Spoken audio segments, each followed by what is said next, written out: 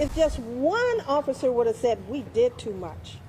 If just one officer would have said, let's back off and call an ambulance. If just one officer had a heart, just one, that's all he needed to live another day. Calling out the culture, that's the mantra repeated tonight by not only the Sacramento NAACP, but also the attorneys for Tyre Nichols' family, blaming the culture of police regardless of the race of others. Now, what it means and what it looks like, explained by CBS 13 reporter Madison Keevy, joining us now in studio. All right, Madison, talk to us about what this means. Walk us through that. Yeah, I mean, this is something that we've heard used over the course of at least the last 72 hours, right? You know, the Nichols family lawyer described the institutionalized police culture that has this unwritten law. He said that officers can engage in excessive force against anyone, no matter their race. It's the culture, he says, that allowed them to think that they could do this to Tyre Nichols.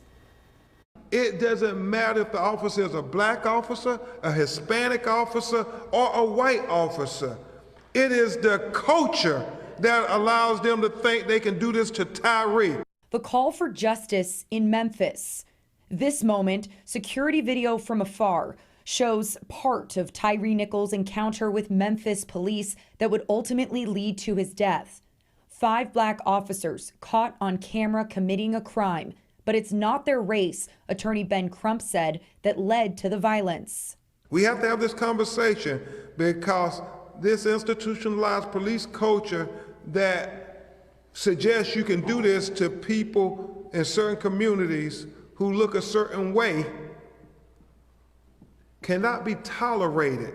Tyre Nichols' siblings at an NAACP press conference in support of the Sacramento chapter's message for equality, that the black community shouldn't have to train young men how to act when stopped by law enforcement. We shouldn't have to tell them to be on 10 and 2 on the steering wheel so when the officer approached the window so you won't be shot. Former Sacramento County Sheriff John McGinnis on those very lines crossed. It sounds as though this is an egregious abuse of authority. Nichols' family echoed calls for equal justice under the law, a new blueprint to take action swiftly against officers who break the law. We have to talk about this institutionalized police culture that has this unwritten law that you can engage in excessive use of force against black and brown people.